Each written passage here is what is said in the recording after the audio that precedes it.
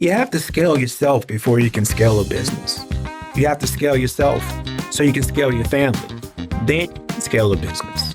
Then you can take on these huge endeavors. Because the world it's hard. And you have to collectively understand that I have to be the whole on the inside for all the rejection I'm going to get on the outside. And when that rejection comes on the outside, because I'm whole on the inside, I can keep going.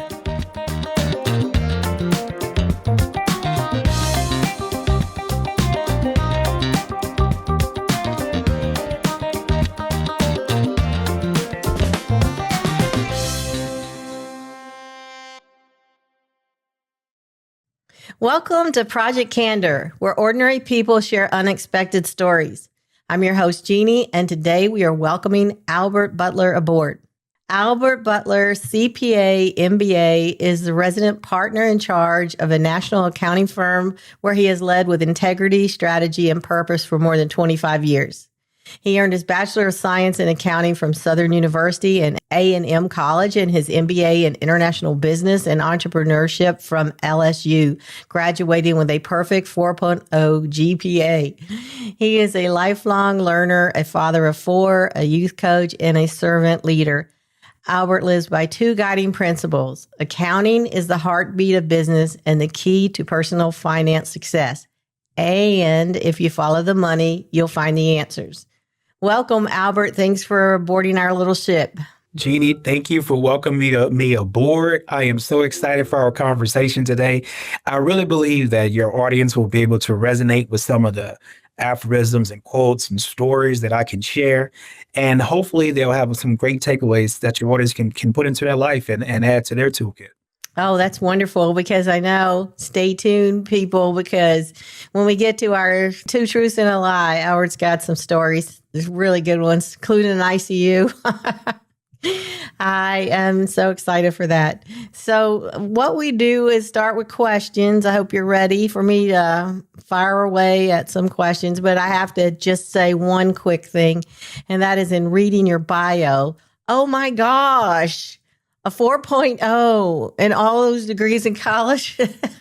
And they aren't small schools. These are like really nationally accredited colleges, universities. I'm just so impressed by you. So I'll tell you, Jeanne, the 4.0 was in grad school. It wasn't in undergrad. In undergrad, I did very, very well. So in grad school, yes, I was determined to really push forward and put the best foot forward to really try to make the stamp for that, that people can follow. Yeah, that's phenomenal. I'm just really impressed. So we're going to expect a lot from you, Albert. All right. Totally fine. I'm looking forward to it. All right. I'm far away here. We'll put the gunboats on. There you go. You often say accounting is the heartbeat of business. When you say that, what do you want people, especially families and entrepreneurs, to really understand? That's a very, very, very powerful question, Jeanne. I'm so glad you started there first. As a CPA and through my walks in life, my clients that I've served, and the volunteerism that I've done, what I've learned is that without your numbers, you don't have clarity. And if you don't have clarity, you can't make decisions. If you can't make decisions, you will make mistakes. And that those mistakes can capsize the boat that we're on right now. And it does, you're going to go out of business. And it's going to cause depression. And it's going to cause anxiety. And it's going to cause heartache. And all these things are going to take place. So when you roll that onion all the way back, it comes back to one guiding principle. That accounting is the heartbeat of business and is truly the key to personal finance success. From the smallest of the kitchen tables to the largest of boardrooms, accounting gives the clarity to allow you to make those decisions to ensure that you can begin with the end in mind and make and be able to forecast your business, forecast your life to get the result that you're looking for. So I always tell people, accounting is truly the heartbeat of business. Oh, that's great. So there is a question though. When you say accounting, you're talking financial, but as you were speaking, I know a little bit about you from our previous conversation and from reading a lot of your information. accounting is being accountable as well, and you're an advocate for that. So, Well, let's talk about it a little bit because it is an accountability that you have to take for responsibility in your life. The accounting is the balancer. It's the storyteller. It is the messenger of who you are as a person. So, yes, I am talking about your numbers, but I'm also talking about you. Because if you can't be accountable to you, you'll never be able to scale yourself. You'll never be able to scale your family. You'll never be able to scale the enterprise. So, truly, knowing where you are personally to be accountable to give that balance to your life. I love that. That's a great answer. That kind of wraps them up together because a lot of times people will think, well, money is something I shouldn't be so focused on. But I'm seeing your point. So I have another question along that line. You introduced the framework plan, act, review. I love simple structures because I'm coming from a project management background. So why do you think so many people skip the review step? Because we're in a culture of go, go, go. We're in a culture of I want to have it now. And unfortunately, if you do not review what you've done, how can you possibly learn from your success and from the failure? So I advocate heavily. Plan, but plan quickly. Take action and put your plan into action to make sure you can get the feedback. What's the feedback? The feedback is the review. It's the most important part. And a lot of us skip that piece. Is if you take the time to go and look back at your results of what you came out from, you will learn so many more things because you got to go back to the drawing board and start all over again and put your next plan into action. That's the only way that we can see progress. Because if we just action, action, go, go, go, go, go, and never step back and say, what's the result? How did it work out? What did I learn? What mistakes did I make? How can I do better? We're never going to be able to progress. We're never going to be able to grow. So it's always plan, act, and you must review. You must review. Yeah. So that's a lot of the structure in, like, say, the PMP discipline, the project management professional discipline. And it's always at the end where, you've gone through a lot that you do lessons learned. But where do you say the review comes in? Is it at the end of something, like you've completed something and it could be a failure at that point? When do you review? At steps along the whole process or just at the end? It's interesting because there's actually another framework that comes into play. One is just as simple, but it encompasses plan, act, review. I call it train, practice, work. In train and you practice and you work, you have to plan and act, review in each step of those. So what is training? No matter what you do, Jeanne, you have to train. Training is by yourself. Training is when the doors are closed. Training is when you're all alone and you're trying to find a way to make something better. But you can't do that unless you are really putting in the effort to train your mind, train your body, train your soul, train your spirit in a way that you're trying to get a result to come to answers for yourself. So what is practice? Practice is when you go out with like-minded people, when you work with a coach, when you work with a mentor, when you work with someone who knows it, who has been in it, who has experience, and you go into them with your training so they can fine-tune your training so you can come to those final answers of the questions that you have.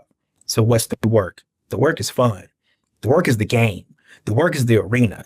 The work is when it's time to show off all that training and all that practice. And it's enjoyable because you get to show the world how great you really are. So in each component of that, you have to train, plan, and review.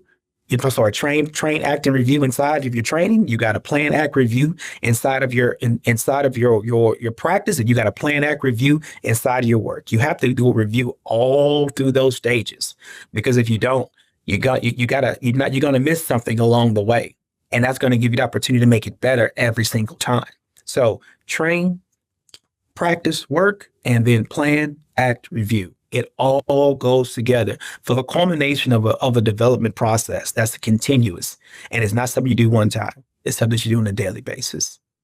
Oh, that's fantastic. So I know that in development and technology, they have this agile kind of mindset where you do something similar. You have short little sprints and you move forward. But I think you're tying it together in a different way, even better. It's like just continue to, I mean, what happens when okay, so I'm thinking off on another question. What happens when you get to a review and you find out this ain't working? And, what kind of adjustments do you take? Is there another framework in there that says, okay, I've done this and I've done this, and now I have to say, scrap it? The wonderful thing about that is that there's this concept that floats around in every entrepreneurial scene that's called the minimum valuable product. The minimum value service, the minimum value person, the minimum value experience. You want to have that because you want to be in position where you can take something and put the minimum amount into it and get the feedback from it. So you can scrap it. So you can go back to the drawing board. It's very, very important. A lot of people miss that piece. And a lot of people get disheartened because they put something together and they thought it was going to work and it didn't. Well, guess what? You learned a lesson. It did work because you learned a lesson. It gave you the opportunity to see something that you had an idea. You took it to market, or you took it to someone else, let them see it, let them try it. And it didn't turn out like you thought it would. But guess what? You learn why it didn't turn out like you thought it would. So you get a chance to go back to the drawing board and readjust, and then do it again, and then readjust, and then do it again. Before you know it, it's going to work. And just because it didn't work the first time doesn't mean that it's not going to work the second, third, fourth, fifth, or sixth time. But if you stop along the way, you will never know if your idea was going to be what it's supposed to be. Yeah, that was going to be my follow-up question. When do people stop too soon? I guess you just don't know. You don't know. You don't know. But I guess if their funds are depleted and they just can't go forward, I guess, they can stop then. But it's a shame that right around the corner, there might have been that one breakthrough. That one breakthrough that if you just would have just leaned into it a little bit more and then boom. And once that boom happens, there's no stopping it. That's wonderful. It's motivational to a certain point, but I don't like to lean in so much in motivation because motivation comes and goes. It's discipline. If you're going to be disciplined, you're going to be consistent. That is the superpower that you need to have. Because if you're disciplined about it, no matter what the world tells you, and the world's going to tell you a lot of stuff, no matter what the world tells you, stay consistent, stay disciplined, and you're going to reap what you put your purpose in, what you put your energy into to define to get to your purpose. Yeah, that's good. I like it. I do think you're right about the discipline versus the motivation. I mean, just in a simplistic term, like, okay, I'm motivated to walk my dog, but I'm not disciplined enough to go as far as he needs to. That's right. Or as far as I need to, right?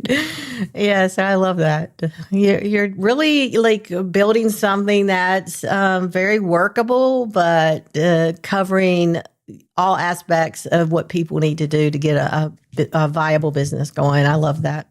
That's right. And not just a viable business. This is really for the viable person. Advocate heavily that you have to scale yourself before you can scale a business. And I'll go one step further. You have to scale yourself so you can scale your family. Then you can scale a business. Then you can take on these huge endeavors because the world it's hard. It's hard. And you have to collectively understand that I have to be the whole on the inside for all the rejection I'm going to get on the outside. And when that rejection comes on the outside, because I'm whole on the inside, I can keep going. Because the narrative out there is going to be it can become a lot louder with a lot of noise if the narrative on the inside does not have the focus that you need to push forward. So scale yourself first. Work on self first. Understand that you have to be a whole person so you can take on this world that we're in. That's wonderful advice. I appreciate that. I know the listeners will too. All right, more questions I have for you. So you're a CPA. You earned your MBA with a perfect 4.0, and you're also a father and coach. How has fatherhood shaped the way you think about money and leadership? So, wow. I have 4 children. I have a son who's 19. I have a daughter who's Really? 17. I have two 12-year-old daughters. They're twins. And being a father, wow, it makes me pause, Gina, because the responsibility, the obligation, and honor to be a father, to be a husband, to be that one who that's the champion for your family is one that I have coveted ever since day one. And I'm not going to sugarcoat your orders and tell them that I was perfect walking into this. No, no. Extreme learning experiences and extreme journey. So much so I wrote a book about it. And in the book, I really go into detail about my own personal walk and things that I have that I've experienced to give a level of a guide for my children that gives scripture, it gives quotes, and it gives advice from a father to his children of different living life endeavors that you're going to walk into, from health and fitness to wisdom along the way to perseverance to a value system that you can believe in, all the way down to traveling around the world and how do you deal with money. Mm, And those things are so critical because they don't teach you those things in school. You have to learn those things at the kitchen table. And some people don't have the privilege of having someone to be that patriarch or to be that matriarch for them, to give them that love of advice. That's another reason why I wrote the book as well too. It helps everybody. If you ever in a position where you don't have a father, where you lost your father too soon, where you play the role of mother and father, the book that I wrote, Life, it helps you with that love of advice. So in my own walk with my children, I have tried my best to stay grounded in foundational family values that have been passed on to me from my parents and my grandparents and my aunts and my uncles and all those wonderful stories that they've told me at the kitchen table that I can instill in my children. So it's a journey. It's a journey for all of us. well, I know I agree with you. When you start to become a parent, you're not prepared. It's like no manual there. I mean, they used to say, these are the baby books, follow these at age whatever they should be doing this, but that just doesn't get to the core of it, does it? Not So at all. your book is going to be super valuable for a lot of people. I just feel it, already you're using it in your life. So I think that's fantastic. But you're going to tell us more about how to get that. Yes.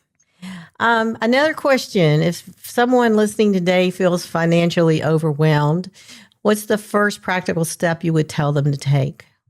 I will tell you 100% to know your whys and why you feel financially overwhelmed. Every decision that you've made today is the reason why you are in the position you are today. Be it good, be it bad, be it indifferent.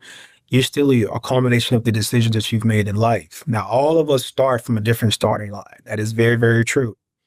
But as you start from that starting line, you have to make sure you're making decisions not for your future self, not for your today self. I call it living through the decades. You have to plan long term, not for tomorrow, not for next year, but 10, 20, 30, 40, and for those that are younger enough, 50 years into the future. Why?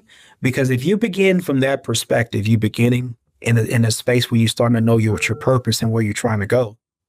So becoming financially overwhelmed is based off of knowing where you are as a person and how are you focused on going to where you're trying to go. That's going to help. That's going to help unoverwhelm you because a lot of times decisions come along us along the way, and we say yes to things that we probably really shouldn't say yes to. We should probably say no because if it doesn't align up with that vision for where I'm going, it doesn't support my purpose.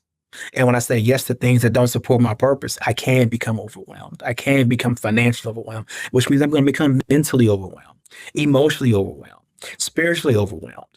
The dominoes just keep falling. So you have to draw a line in the sand and know where you're trying to go. You're making me feel convicted of all the stuff I have in my hobby room over there that I should have thought about. Do I really need Do I that? really need that? Right? Do I really need it? Yeah, but I like to say I have it. Right? Oh, I well. am notorious that every 6 months or so, I will go through my house and go through my closet. I say, if I haven't worn it in the past 6 months or to a year, I'm not going to. So I need to go ahead and make more room because the blessings are going to continue to come in. If I don't make room for the new blessings, I'm going to be holding on to all these old things, and I need to go ahead and pass it on to bless somebody else. So I'm constantly cleaning out my closet. My Oh, wife, wow. we go back and forth. Like she likes to pack. She likes to keep stuff. I'm like, I'm no, let's get rid of it. Get rid of it. Clean out the closet. Clean out the garage. Let's go ahead and give it away. Give it away, because you give it away, you're going to bless somebody, which is a real blessing in itself.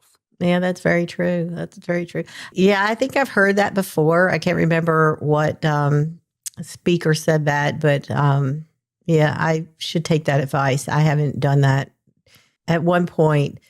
Well, this was a while ago, but I remember when we moved one time and I said, I wore that in college. And I'm like, oh my gosh. Right? Why do I have it? You don't have that. I know. I really don't know. My husband It's still. interesting too. Well, I'm sorry. I'm sorry. No, I It's was just gonna interesting. say he still has this stupid hat he brought from Sweden when we first got married, and it's like a bumblebee looking hat, and it was leather and everything, and he still keeps that thing. I'm like, where? What are you gonna do with that? It's the Nothing. ugliest thing. He's like, I keep it because it's ugly, and it tells me not to buy that on a whim. Right. Those sentimental things, though, it's interesting because you wind up collecting so many sentimental things that have a story behind them as well, too. I it's I have a lot of those sentimental things as well, but what I do is that I'll take a clipping of. My grandmother used to do this. She'll take a clipping of a shirt or a clipping of a blanket or something, and she'll take it and make it a new blanket out of it. She Okay. will do that a lot, and you still have that sentimental thought behind it, but the same token, you can go in and still clean out the closet as well too. So that's a habit that I don't sew, but it's something that she used to do that was a sentimental thing for me. And it's made me think about being able to continue to clean out the closet all the time. Well, I do sew and make quilts and stuff, but there was a big business one time in Georgia, but I think they've just shut down. It's called Shirt Off Your Back Quilting, and Hmm. they used to take people's T-shirts from when they were little kids all the way up to out of college and make quilts out of them, so that you had your memories that you Yeah. could sleep with. I never kept T-shirts that long, and I always wore them out. Well, All I'll right. transfer. I have a T-shirt. I used to run track when I was younger. I have a Mhm. T-shirt from a track event that I won from high school. That's still in my closet right now. And every time I go through it and I see it, and that those memories from way yesteryear, they just come flashing back. But I look at them like I should really just take this T-shirt and do what my grandmother used to do and cut this thing up and just make a little quote out of it. But it's still sitting in the back of my closet Yeah, from I have all those those years too. ago. That may be why I kept that college thing, but it's gone now, thank goodness. And one last question here before we play our two truths and a lie. If there's one takeaway you want every listener to walk away with today, what would it be? That's a wonderful question, and the takeaways are what I call the items that you put into your toolkit for when turbulence takes place. Life is turbulent, and because it is, there is a valley that we all get into. We have our ups, we have our downs, but sometimes we don't ever talk about the in between. And the in between is that space when you're right on that cusp of a breakthrough. And those are the moments when things get to be really, really, really hard.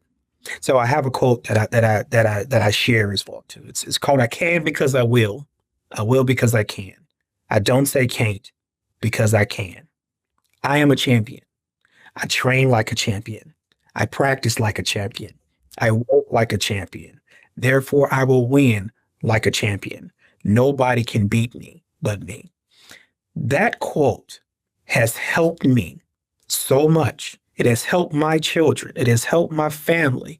And I like to share it with the world because nobody really talks to you about being in the in between. And those are the moments when you have to really pull yourself up and really push through and know that you can because you will.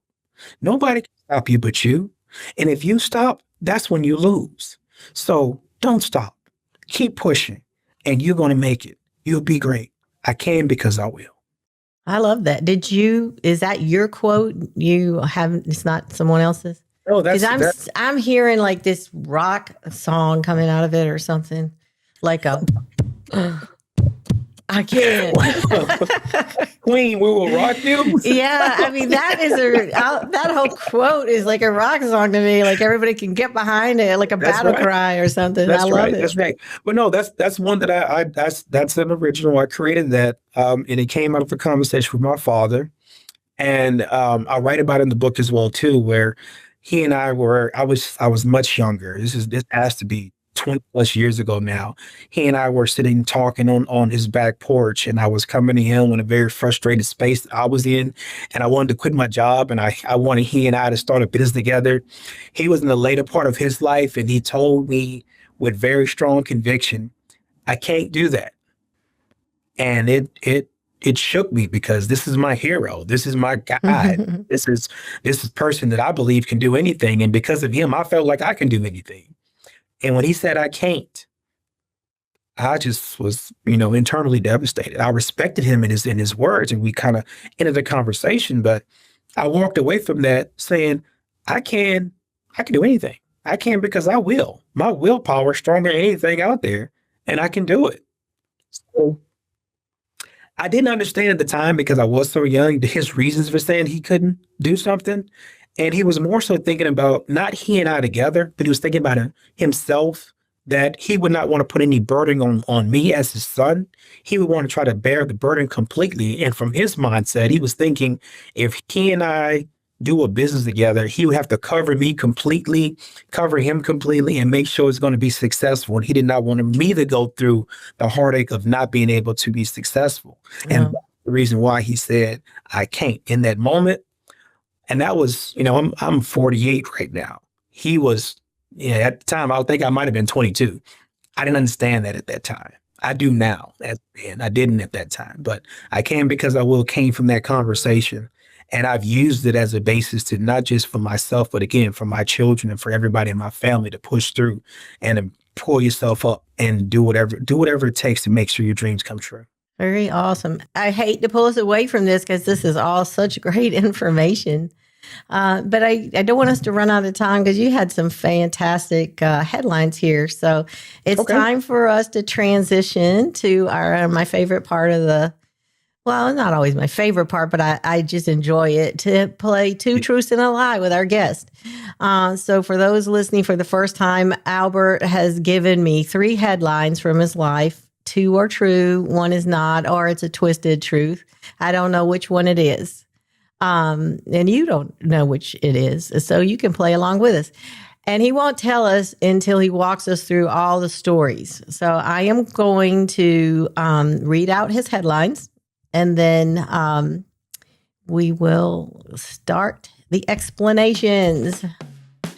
This episode is sponsored by Rebel 180, the home of brave pivots and fresh starts. Rebel 180 is all about helping you rediscover what's possible when you stop settling and start listening to that little tug inside that says, life can be different. Whether you're navigating a career shift, dreaming about a new direction, or standing at the crossroads wondering if it's time for your own 180-degree turn, Rebel 180 is a reminder you don't need permission to change your story. Sponsor, we're stepping into the world of tech.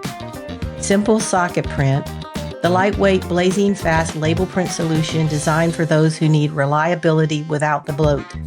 With version 1.5, you get instant printing in milliseconds, fully maintained print sequence, and automatic base 64 decoding, all without needing print driver installs.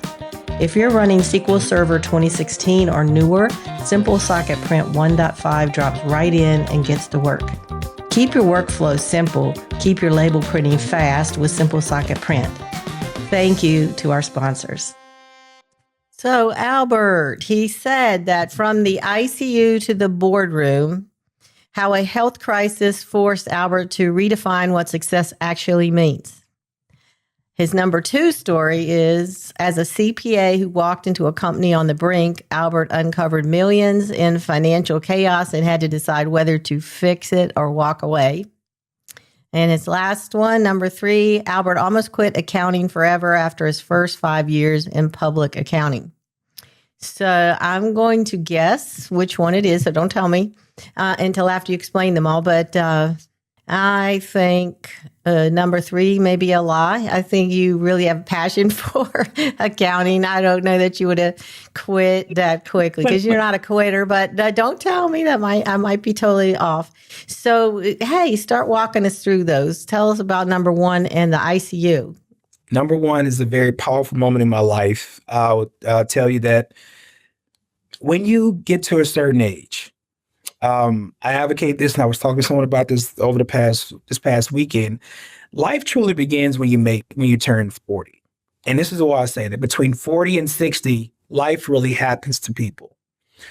When you're in your 20s, things are going great. You got all this energy, vitality. You think you're invincible, wonderful, great. When you turn 30, you realize you really don't have all the answers. You're still trying to figure it out. You probably have started a family and you're just going through it right at the moment, but you're pushing through. When you turn 40, certain things take place. If you've had kids, your kids are probably starting to get older, or they're in their middle school age or high school ages, and they're getting ready to leave the house somewhere in that space. Also, your parents are getting older. And if they're still with you, or they're getting elderly, and you got to kind of step up down and try to help take care of them as well too. You might have lost your job, or you might have gotten a new job, or you might have gotten a big promotion. A lot of life is happening in this 40 to 60 window. Another key thing takes place. A health scare for you personally can take place, where you might have an issue with your heart, kidneys, liver.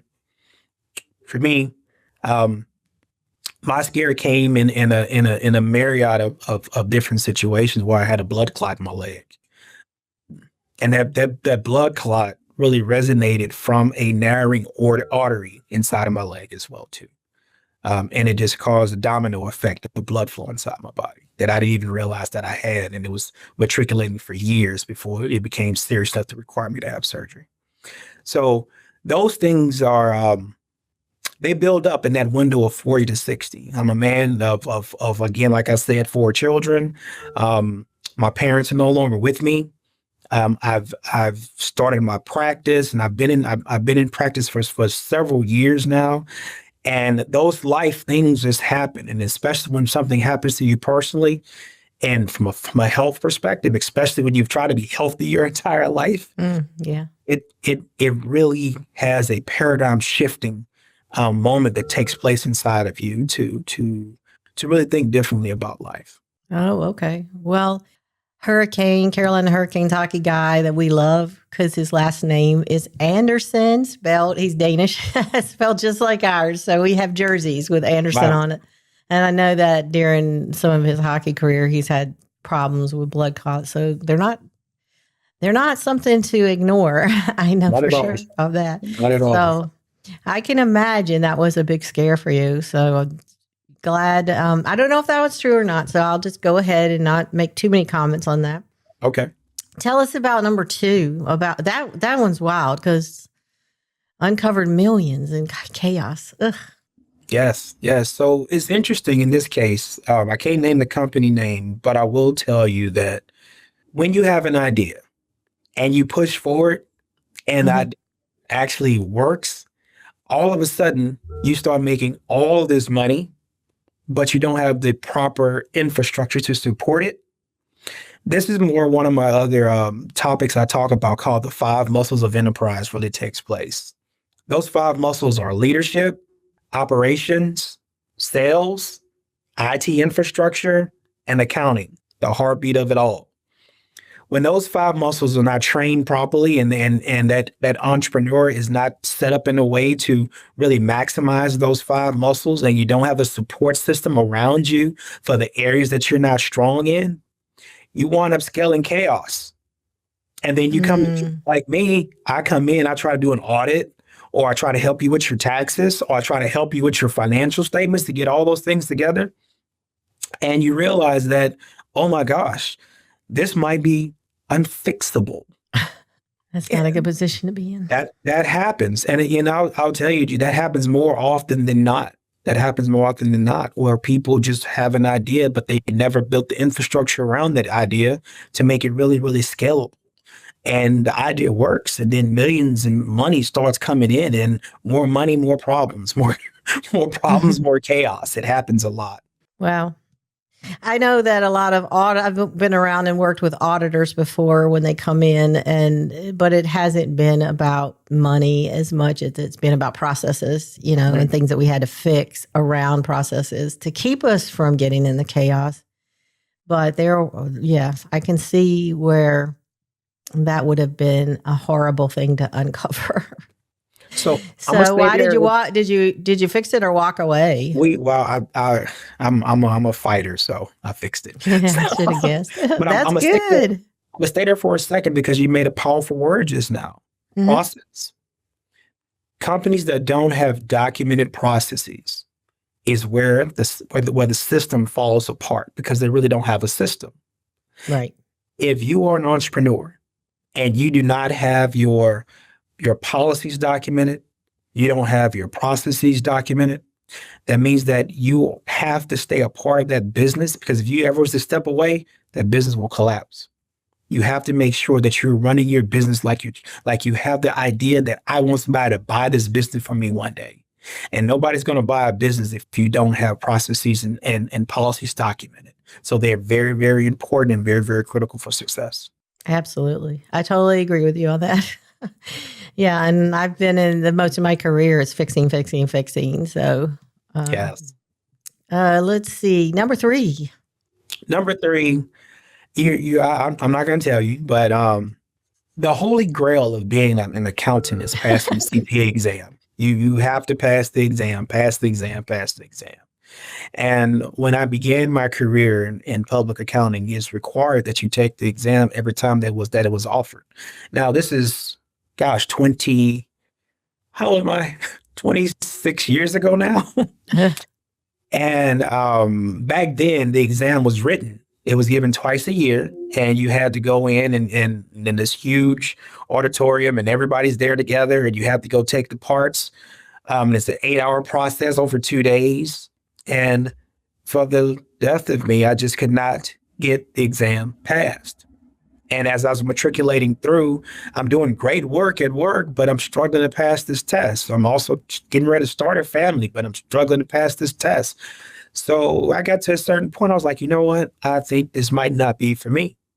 And I think that I might just go and do something different and walk away from public Mm. accounting or accounting as a whole, and just go a different route in life.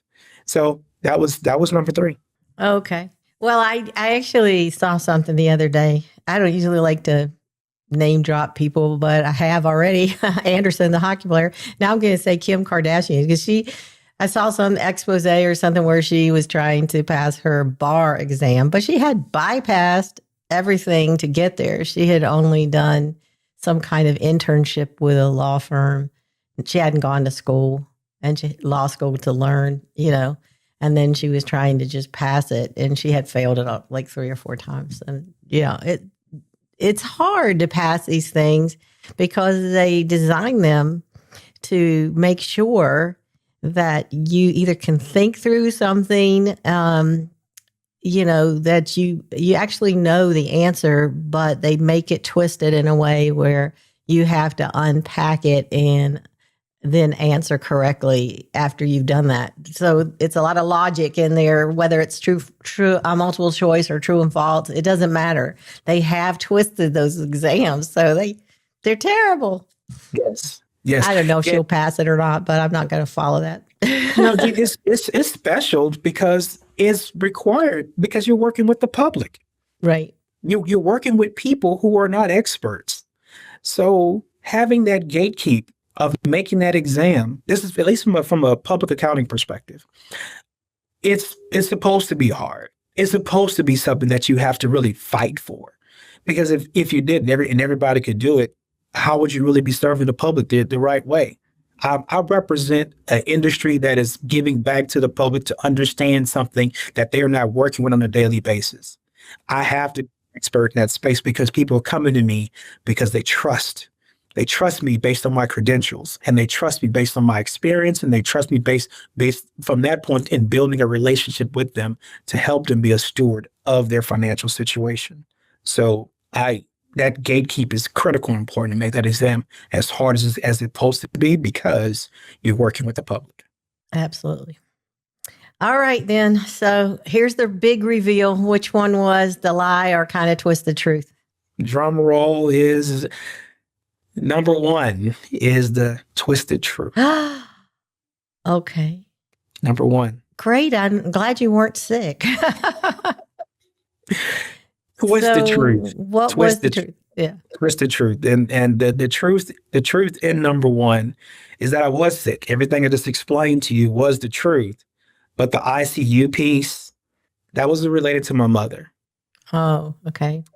That was related to my mother. My mother did pass away in this instance. And that health crisis that she went through was a major, major shift for me in that moment as I sat with her as she was getting ready to leave us. And when you go through that type of experience with someone who's so close to you, everything that matters comes on the table in that moment. And the last words my mother told me was that she loved me. And that's a lot. That's nice. So number one is very special to me, is very emotional to me. I dedicate my book to her in every aspect of it because she's the one who really had that entrepreneurial spirit. And she is my father was my champion, but my mother was my hero. And that's the best connection I can actually put because those two people showed me the tale of two different coins on how to live life. And I respect them and I love them for every aspect of what they were able to give to me while they were here with me. That's a great tribute to your parents because a lot of people don't feel that way. They just kind of don't give their parents respect at all and all of the hard work that they poured into their kids. They just kind of walk away from it and think, I don't need them in my life anymore. I mean, that's a big phenomenon now, but I'm just blown away by the tribute you've just given your parents. I think it's excellent. Thank you. Thank you so much. So this was so much fun. I mean, your stories were really very thought-provoking. And I know people are going to want to get in touch with you because everything you said is just like so impactful to people that are working through finances in their businesses, financing in their home, just learning how to build their family up. I mean, all of that. So I'm going to show on my screen here how that people can get in touch with you. Awesome.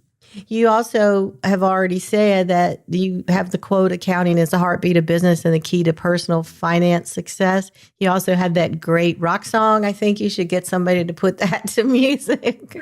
It's awesome. I think I will do that, yes. Yeah, I know. Yeah, I don't know. Just for the fun of it, go to Fiverr and get somebody to make it into a song.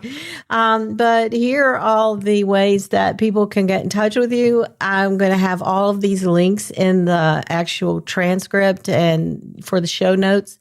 You actually have a call to action you'd like to present to folks if they'd like to get in touch with you. Again, 100%. If you do want to get in contact, I'm so readily available all over. If you just Google Albert Butler CPA, all of these social links will pop up. Also, the book Life is available on Amazon right now. The ebook, the paperback, the hard copy, and the audiobook are all available. And I make a very special thing that I make the ebook only 99 cents. If you really want, because I want to get that out. I really want people to be able to read it, and I don't want money to be a reason why you don't pick it up. So pick up the book, have a read at it, and I think it will be something that's transformational for your life. Fantastic. So it's so funny to hear you say, it's only 99 cents, and I don't want the finance to be a hindrance for you to get it. So that's very heartfelt because here you are, a financial person, and you're telling people how to be accountable in their financial careers. So you're not doing this for making money. You're doing this to help. Just to help people. The reason why I do what I do is because I help people. And it's a strong passion. I literally have individuals walk through my doors with an idea, but don't understand the business aspect of trying to grow that idea. And I help them grow something from nothing and give back to the world. It's a beautiful thing. And I've done it many, many times. And it's something I take pride in. I go home and I smile and I sleep well at night because I help people. That's fantastic. Well, thank you so much for joining the show. And for those listening, this is your Admiral of the Unexpected, Jeanne Anderson, and I wish you all the best and smooth sailing until we meet again in the next episode. Thank you, Albert. Thank you, Jeanne. Thank you so much. Bye-bye. Bye.